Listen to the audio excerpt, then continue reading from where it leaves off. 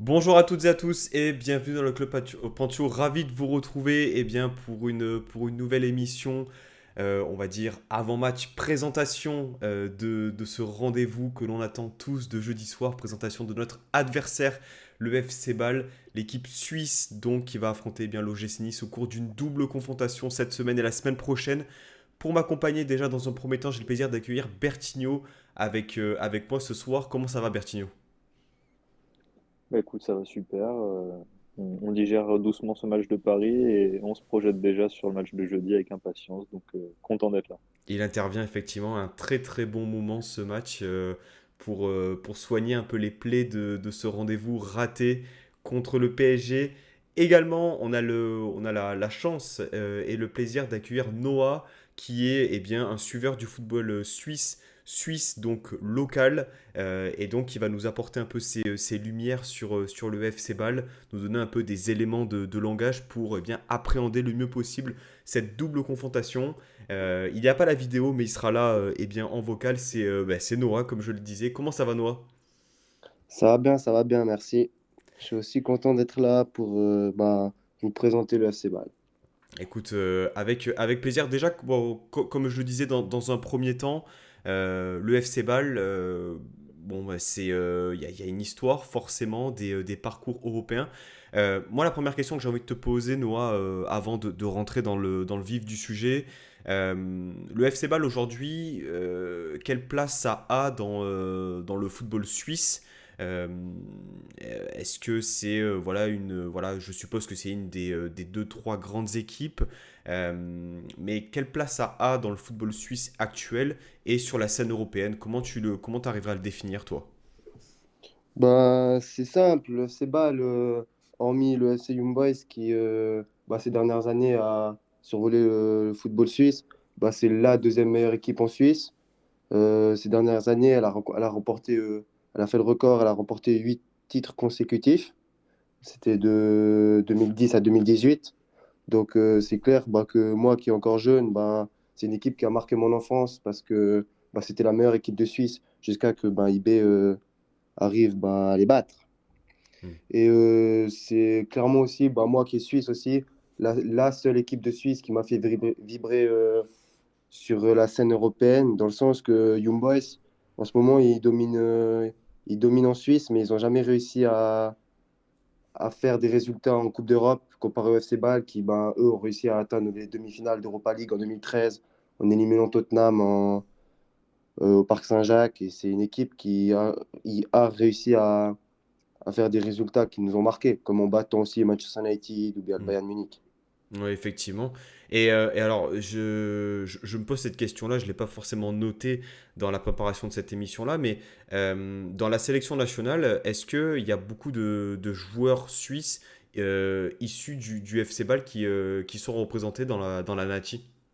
Oui, c'est clair, il y a beaucoup de joueurs qui jouent avec l'équipe suisse, qui ont été formés au FC Bâle. Pour en dire certains, il y a Granit Xhaka, il y a Xherdan Shaqiri, Yann Sommer, Manuel Akanji, des joueurs qui vont jouer une demi-finale de Champions League ce soir. Ouais, c'est le club qui nous a fait vibrer durant notre enfance pour les jeunes et puis pour tout le monde en Suisse, parce que un club suisse en demi-finale d'Europa League, c'est arrivé très peu de fois. Et aujourd'hui, du coup, tu disais que les Young Boys ont pris un certain ascendant sur la scène nationale. Comment tu l'expliquerais? Est-ce que c'est vraiment Young Boys qui a augmenté le niveau en étant tout simplement beaucoup plus fort? Ou est-ce que c'est aussi le FC Bâle qui a baissé un peu de niveau, de performance? Ou les deux, peut-être? Je pense que c'est un peu des deux. Le FC Bâle, ils ont peut-être perdu deux, trois joueurs cadres. Et puis, le BSC Young Boys, pardon, ils ont peut-être aussi eu des joueurs qui ont flambé qui ont flambé. Ils ont gagné un titre. Puis après, souvent, quand tu gagnes un titre, à part le FC Zurich l'année passée, qui maintenant on joue avant-dernier, souvent, quand tu gagnes un titre, tu as des joueurs que tu peux prendre et puis avoir des meilleurs joueurs, puis par la suite regagner un titre parce que tu as des meilleurs joueurs qui sont venus parce que tu as la Coupe d'Europe, etc. Ouais, effectivement. Alors, on y vient, hein. J'ai vu ta question, Nissar d'État, concernant Dan Ndoye. On essaye de suivre le plus possible, on va dire, une certaine on va dire, cohérence dans dans l'émission. Et donc, la saison actuelle, je crois de mémoire que le FC Bâle est classé cinquième en championnat suisse, cinquième ou sixième.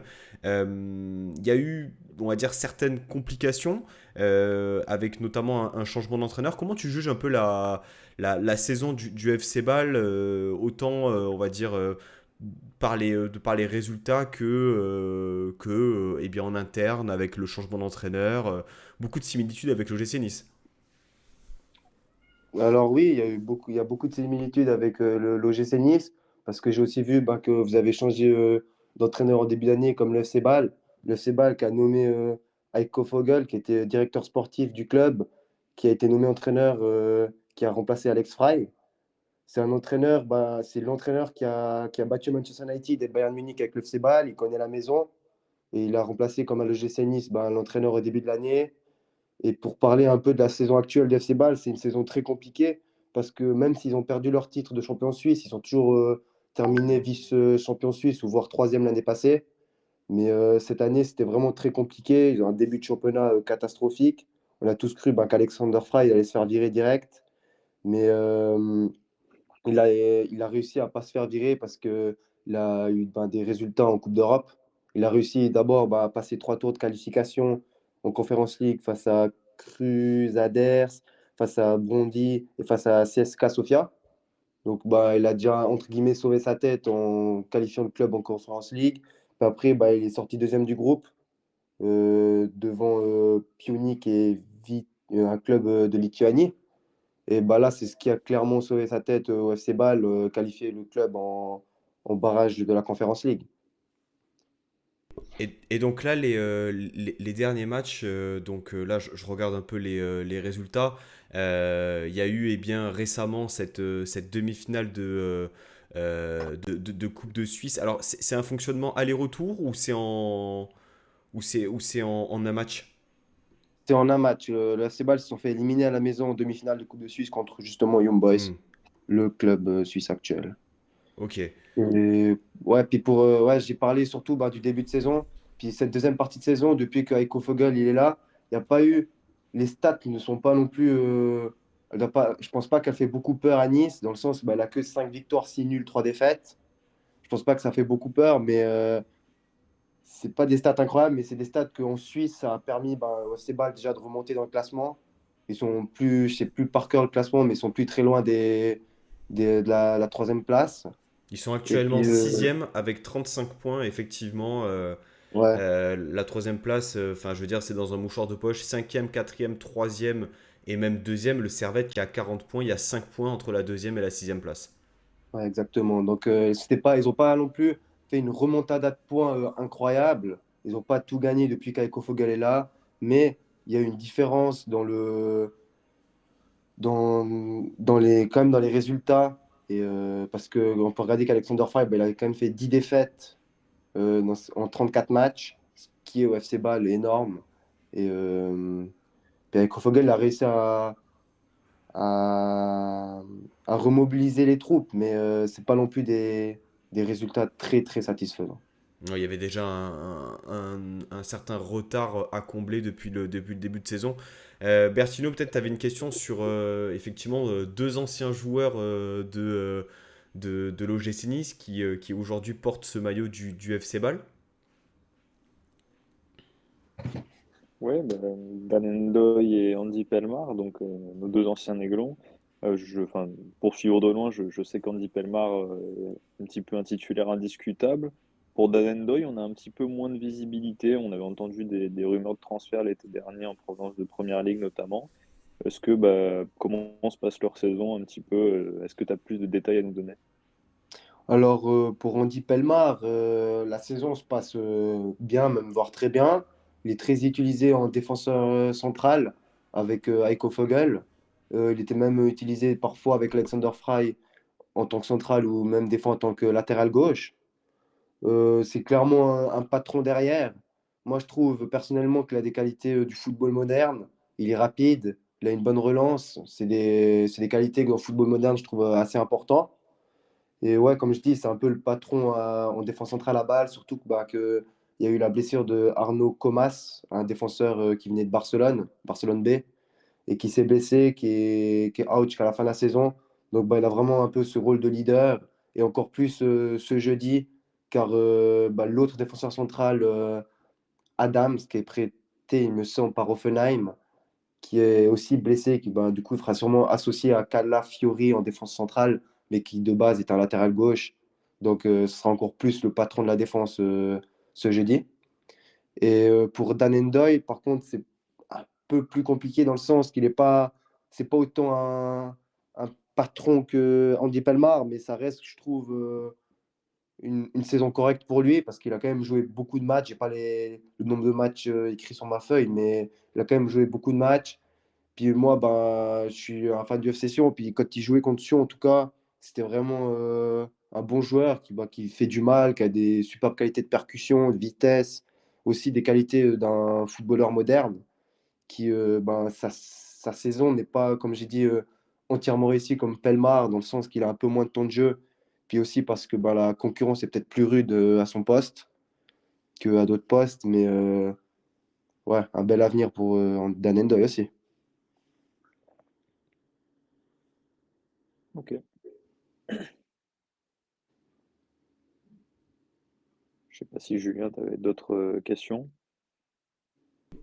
Ah oui, pardon, le micro était éteint. Non, j'avais les stats de Dan Ndoye sous les yeux. Bon, par exemple, Conference League, c'est 9 matchs, 2 passes décisives. Ouais, ça a l'air d'être plus utilisé effectivement en sortie de banc, 26 minutes, 45 minutes, 32 minutes. Ouais, donc assez contrasté. Andy Pelmar, effectivement, de l'extérieur, comme le disait Bertigno, ça a l'air d'être devenu une sorte quand même de leader défensif. À l'OGC Nice, bon, il n'a pas eu, je pense, aussi suffisamment peut-être de temps et de confiance accordée malgré, on va dire, des belles choses montrées. Hein. J'ai le souvenir de la dernière année de Patrick Vieira, où il était souvent utilisé latéral. J'ai le souvenir d'un match notamment au Parc des Princes, je ne sais pas si tu te rappelles Bertigno, où il avait fait un très très beau match contre justement Mbappé. Donc bon, ça fait plaisir quand même de voir que des jeunes C'est joueurs vrai. qui n'ont pas pu s'exprimer chez nous arrivent à s'exprimer ailleurs. Donc au plaisir de revoir Andy Pelmar et Dan Ndoye. Surtout Andy Pelmar forcément parce que formé au club. On va passer à un volet important, je pense, c'est le volet tactique. Euh, Mhm. donc bon, forcément, si vous êtes là, vous savez à peu près comment joue l'OGC Nice. On risque sans doute de passer voilà, d'un 3-4-3 peut-être à un 4-3-3. On verra bien, mais concrètement, le FC Ball, comment ça joue Bertino, toi, tu as vu 2 matchs. Qu'est-ce que tu peux nous en dire par rapport à ce que tu as pu voir? Alors, sur ce que j'ai pu voir, c'est quand même à chaque fois des compositions qui ne se ressemblent pas. On est parfois sur une défense à 4, parfois une défense à 3. On a aussi parfois une attaque à 2 avec un milieu offensif. Parfois c'est l'inverse, on a deux milieux offensifs et un attaquant. Donc j'ai l'impression que c'est une composition qui évolue beaucoup. Je ne sais pas si c'est l'entraîneur qui essaie de s'adapter aux adversaires ou si c'est plutôt qui se recherche encore un peu. Parce que Bâle a quand même utilisé 25 joueurs depuis le début de saison. Donc ça prouve que tout l'effectif est utilisé, qu'il y a peut-être une recherche d'effectifs et de 11 types, on va dire. En tout cas, ouais, j'ai l'impression que surtout au milieu et devant, il y a pas mal de changements. Hein. Offensivement, il y a Zekiri, Amdouni, il y a Malès aussi, Millar. Donc il y a beaucoup de monde. Et j'ai l'impression que ça tourne énormément. Peut-être que Noah il peut confirmer ce que je dis, mais j'ai du mal à lire une vraie composition qui se détache, en tout cas. Oui, alors c'est clair que depuis que Heiko Vogel il est là, il y a beaucoup de changements tactiques. Comme tu as dit, c'est juste, il joue souvent à 3 derrière ou à 4. À 3 derrière, des fois, c'est avec deux attaquants, avec un 10, ou des fois, c'est avec deux attaquants de soutien et une pointe, comme tu as dit. Donc, ouais, c'est assez difficile à dire dans la tactique qu'ils vont approcher pour jeudi. Mais ça leur arrive, comme j'ai dit, de jouer à 3 ou des fois à 4 carrément 4-4-2. Donc, bah, c'est assez difficile de se projeter sur la composition du FC Bâle. Je pense que bah, Heiko Vogel va peut-être faire sa composition par rapport à l'OGC Nice. Peut-être qu'il s'adapte beaucoup au club contre qui il joue. Et dans le style, par rapport à ce que vous avez pu voir tous les deux, est-ce qu'on est sur une équipe plutôt, on va dire, attentiste, qui va laisser le ballon à l'adversaire, ou est-ce qu'on est sur plutôt une équipe qui va presser haut, euh, est-ce que les joueurs en question sont plutôt, on va dire, des joueurs qui vont renouveler des efforts à haute intensité, ou est-ce qu'on est plutôt sur des manières de ballon? Qu'est-ce que vous pouvez nous dire par rapport à ça? Là, je m'adresse à tous les deux par rapport à ce que vous avez pu voir du FC Bâle. Moi, sur ce que j'ai vu, donc les deux matchs que j'ai vus en Coupe d'Europe, c'était face à des adversaires de niveau équivalent ou inférieur. Donc, pas de grosses oppositions non plus, mais en tout cas, ça allait chercher haut le porteur. Un pressing assez haut et en bloc équipe, donc assez intéressant. Par contre, une fois que le pressing est passé, c'est un petit peu désorganisé, j'ai l'impression, en termes de placement, en termes de gestion des appels et de profondeur, c'était un petit peu désordonné. Donc, je pense que là, il y a quelque chose à exploiter de notre côté. Après, avec ballon, il y a une très bonne utilisation de l'axe. On vient souvent utiliser l'axe, notamment avec Diouf, qui est un très bon joueur de ballon au milieu de terrain, le jeune qui est prêté par le Stade Rennais. Donc lui, ce sera vraiment à surveiller. Et puis devant, il y a du danger, ça va assez vite, hein. Zekiri, Amdouni, ça vient se placer entre les lignes. Il y a beaucoup de mouvements, je trouve, dans les demi-espaces. Ça vient décrocher, ça vient mettre du mouvement. Donc il faudra être très attentif là-dessus aussi, je pense, pour la défense niçoise. Mais j'ai pas trouvé une équipe dominante. Il y a pas une énorme qualité technique non plus. Dans les combinaisons, il y a parfois du déchet. Donc rien d'impressionnant, mais voilà, quelques axes. Il faudra répondre présent dans l'intensité et dans la concentration aussi.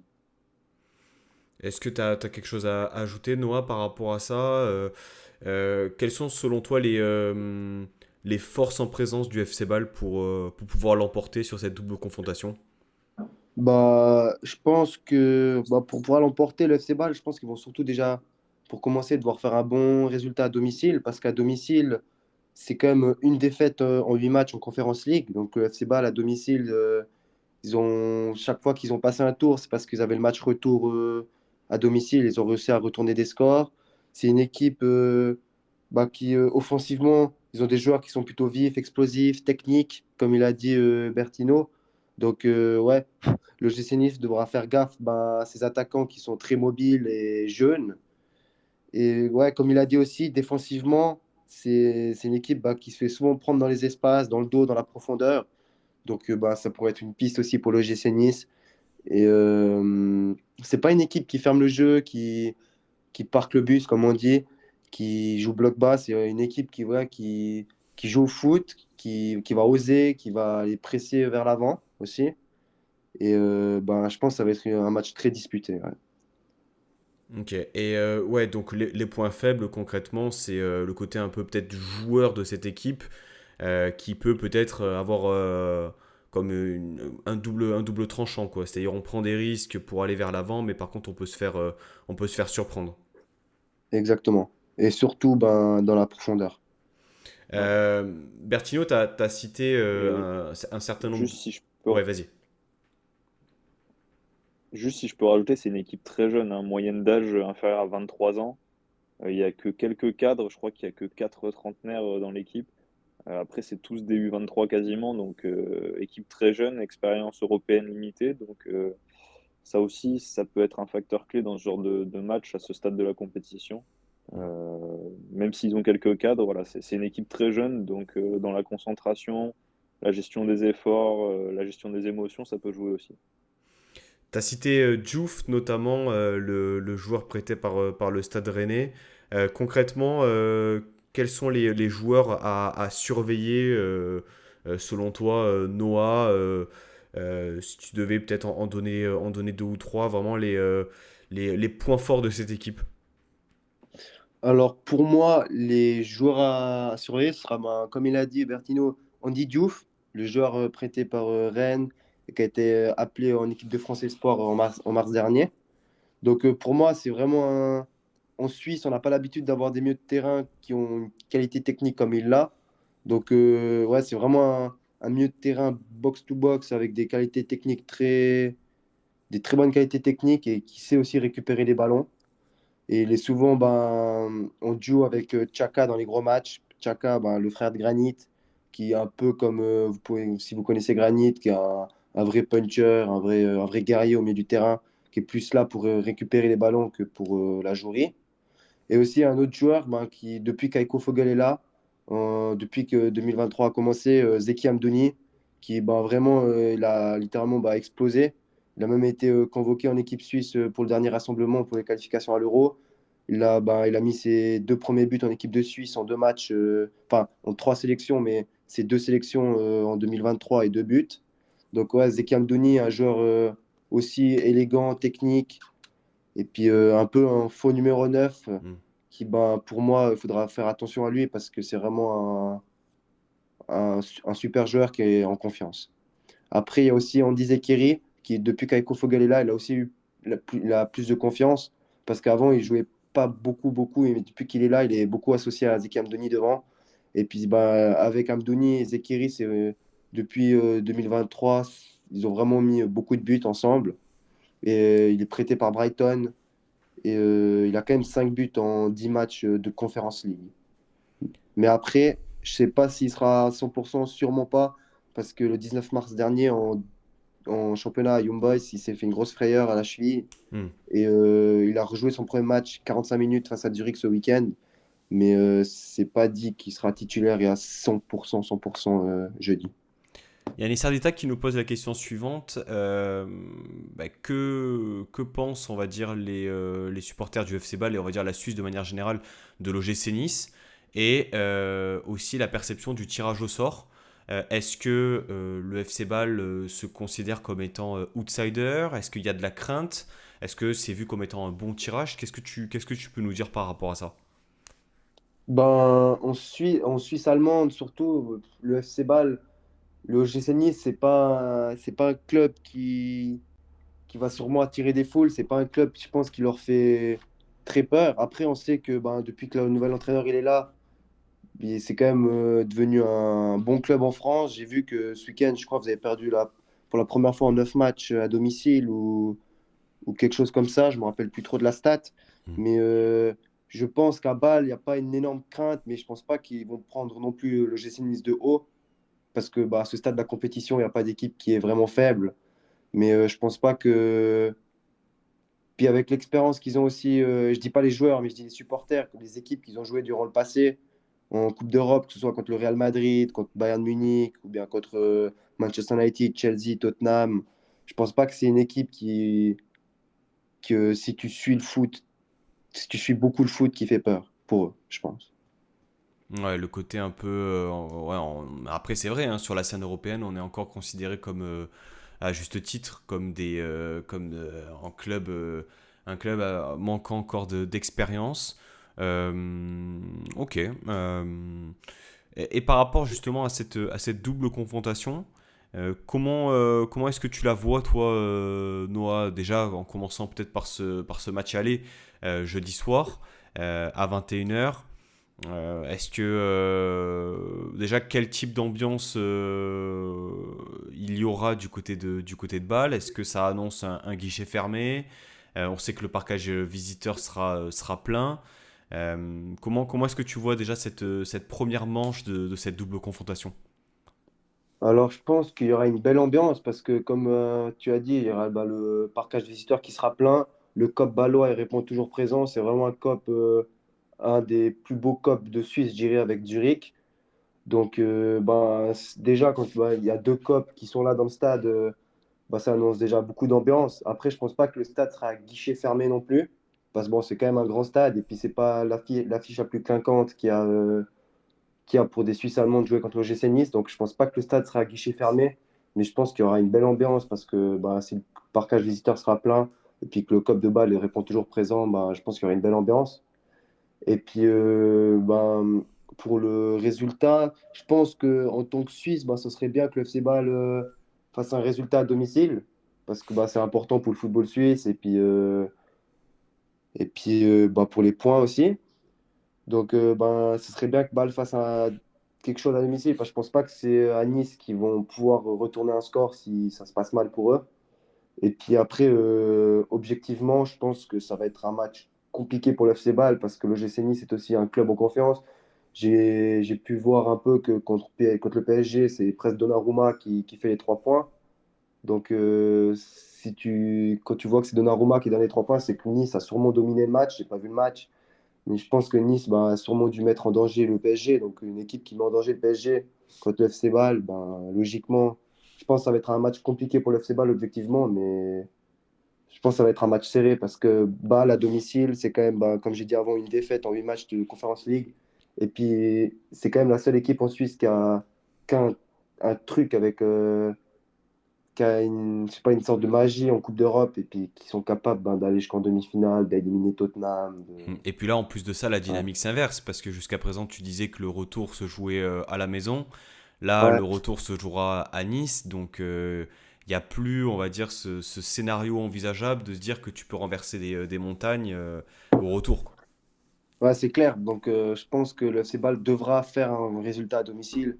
Enfin, je pense pas que c'est là-bas qu'ils vont réussir à retourner un résultat. Surtout que je pense ben, que pour vous, c'est aussi assez historique d'être en quart de finale de Conference League. Puis le stade, je pense, sera plein. Donc, je pense pas que ça serait une bonne option de faire un mauvais résultat jeudi soir pour le FC Bâle. Ok. Bertigno, toi, comment tu le sens déjà à 48 heures maintenant du match aller. Déjà, peut-être tactiquement, on en a parlé et puis on a eu aussi des éléments de langage en cours de match contre le Paris Saint-Germain.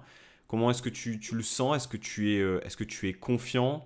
Euh, je ne vais pas te demander quel serait pour toi le résultat idéal. Tu signerais forcément pour une victoire, mais déjà, comment tu le sens, toi, à l'approche de ce rendez-vous? Plutôt confiant dans le sens où pour Nice, c'est un petit peu la dernière chose qu'on a à jouer maintenant. Donc si là les joueurs ne mettent pas le maximum d'intensité, je ne comprends plus. Donc pour moi, en termes de mentalité, déjà, on sera au rendez-vous dans l'intensité parce que il le faudra, parce que Bâle à domicile, ça va pousser fort. Je pense qu'ils vont vouloir marquer leur territoire, montrer qu'ils sont là et qu'ils ont envie de passer. Donc il y aura un duel dans l'intensité à gagner dans les duels. Donc ça, c'est la première chose. Et après, au niveau technique, je pense qu'on a largement de quoi faire. Je pense qu'il faudra quand même bien dominer le milieu de terrain, parce que ça va être une belle bataille, mais je pense qu'on a les moyens de dominer le milieu de terrain. Et si on sort vainqueur de cette bataille-là, on aura des espaces à exploiter devant, avec la vitesse de Mofi, la hargne de Laborde et même Pépé qui, je l'espère, va enfin se montrer décisif.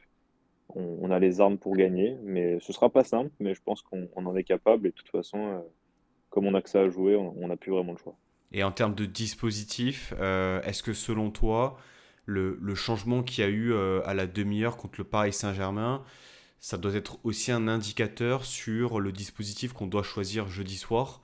On avait démarré en 3-4-3 contre le Paris Saint-Germain, alors 3-4-3, 3-5-2, ça dépend comment on lit aussi le dispositif. On est passé avec justement Youssouf au milieu de terrain qui a été plutôt convaincant, même très convaincant. Qu'est-ce que tu en penses, toi, avant ce match? Moi, je partirais vraiment sur un 4-3-3, avec le but de renforcer le milieu de terrain. Euh, Surtout avec Boudaoui et Youssouf, je pense qu'on a les moyens de cadenasser ce milieu de terrain et de les mettre en difficulté. Maintenant, un 3-5-2 aussi, ça peut fonctionner et ça permettrait de un petit peu mieux gérer les appels et les décrochages des attaquants adverses. Donc, à voir là où le rapport de force sera, mais soit 3-5-2, soit 4-3-3, mais en tout cas, dans l'axe du terrain, il va falloir s'imposer. Hmm. C'est vraiment la clé de ce match, je pense, et voilà, je pense que Digard fera le nécessaire. Noah, est-ce que tu vois peut-être un élément à rajouter par rapport à tout ce qu'on a dit ou selon toi on a été complet, c'est le moment? Bon, alors, pour moi, on a été complet. Après, aussi, pour rajouter un truc, c'est que, comme il a dit Berthelot, bah, pour Nice, c'est aussi la dernière chose à jouer. Et puis pour le FC Bâle aussi. Donc ils ont perdu la demi-finale de Coupe Suisse il y a une semaine. Donc je pense qu'ils ont perdu aussi. Bon, le championnat suisse n'est pas encore fini, mais Young Boys, ils ont beaucoup de points d'avance. Donc je pense que ce sera aussi une belle bataille dans le sens que c'est pour les deux clubs leur dernière chance. Peut-être pas d'obtenir un titre, parce que pour le FC Bâle, je pense que ce serait pas possible. Mais je pense que pour les deux clubs, c'est leur dernière compétition. Donc ça va être un beau match. J'avais une dernière question, moi, à titre personnel, qui n'a rien à voir avec le match de jeudi soir, mais tu as dit que tu étais supporter du FC Sion. Vous avez toujours Willian Cyprien au FC Sion? Oui, oui, il est toujours là, Willan Cyprien. Mais là, Oh. il s'est blessé ces 2 dernières semaines. Il y a toujours Balotelli? Mais oui, il est aussi toujours là, Balotelli. Et du coup, comment ça se passe pour eux? Parce que clairement, Cyprien Balotelli, alors ça résonne comme étant peut-être la plus grande saison de l'OGC Nice, la saison 16-17. Donc, bon, comment ça se passe pour eux dans ton club? Les deux transferts m'ont fait rêver parce que j'ai aussi entendu parler de l'association Cyprien Balotelli à Nice, c'était une des plus belles saisons aussi. Donc ça a fait rêver. Après, Cyprien, je trouve que là, il était déjà pas mal blessé. Il n'a Hmm. pas énormément joué. Et quand il a joué, il a fait un match référence pour moi, début de l'année 2023 contre Lugano à domicile, où on s'est dit, il a fait une bonne préparation d'hiver et il va peut-être faire un bon deuxième tour. Mais finalement, je trouve qu'il est pas, il a pas, il manque un petit truc aussi, je trouve. Il lui manque peut-être des bons joueurs autour de lui, comme il a à Nice, je sais pas. Mais Cyprien, ouais, il a eu un peu de peine, je trouve. Puis maintenant, c'est de nouveau fait mal à l'ischio. Donc, ça fait de nouveau 2 semaines qu'il joue plus, 2 matchs. Hmm. Et puis pour Balotelli, c'est Balotelli, je sais pas si à Nice il était comme ça aussi, mais à Sion, à Sion, il est beaucoup critiqué dans le sens que en Valais, on dit toujours que un peu les principes en Valais, c'est se battre sur un terrain. Et puis Balotelli, en Valais, il est très critiqué parce que il marche beaucoup sur un terrain. Puis voilà, enfin, il est beaucoup critiqué. Après, je sais pas si à Nice, il était comme ça aussi. Mais en tout cas, à Sion, Ah oui, oui. à Sion, les journalistes, ils se font plaisir parce Hmm. que ils font vraiment que de Très le tacler. talentueux, mais très paresseux. Ouais, vu qu'il est paresseux, il s'est vraiment très taclé. Après, bon, au premier tour, il a quand même mis 5 goals, il me semble. Donc, il n'a pas non plus fait un premier tour dégueulasse. Mais après, là, depuis 2023, il n'a encore pas mis un but. Puis il est souvent suspendu. Puis voilà. Enfin, Hmm. c'est assez compliqué aussi le cas Balotelli. Mais Du moi, Balotelli dans le texte, quoi. ouais. Mais je reste confiant pour la fin de saison parce que ouais, j'aimerais vraiment qu'il flambe cette fin de saison au moins. Hmm. Eh ben, écoute, Ouais. c'est tout ce qu'on peut te souhaiter à toi et à ton club du FC Sion. Messieurs, voilà, on Merci. arrive à une belle demi-heure d'émission. On va clôturer là-dessus. C'était un court format pour se mettre dans les meilleures conditions avant ce match de jeudi soir à 21h. Voilà, donc cette émission sera retrouvée sur YouTube et également sur Spotify dans la soirée. Voilà, donc n'hésitez pas si vous venez d'arriver à le réécouter en replay. Voilà, un grand merci à toi Noah en tout cas pour ta venue et pour ces éléments voilà, qui nous a permis aussi d'y voir un peu plus clair sur le FC Bâle. Avec plaisir et merci à vous pour l'invitation. Ça m'a fait plaisir de vous présenter le FC Bâle. Merci à toi et puis merci Bertigno pour ton œil aiguisé que tu as eu sur le FC Bâle et pour avoir visionné aussi ces matchs-là. Voilà, c'était très intéressant. Merci à tous les deux. Je vous souhaite une très Merci. bonne soirée et nous on se retrouve jeudi soir pour suivre le match ensemble. Si vous en avez marre, effectivement, des commentateurs de W9. Voilà, ici ce sera des commentaires absolument pas objectifs, mais voilà, les émotions y seront, je vous le garantis. Passez une très bonne soirée et puis à très bientôt. Merci. Ciao, Bonne ciao. soirée.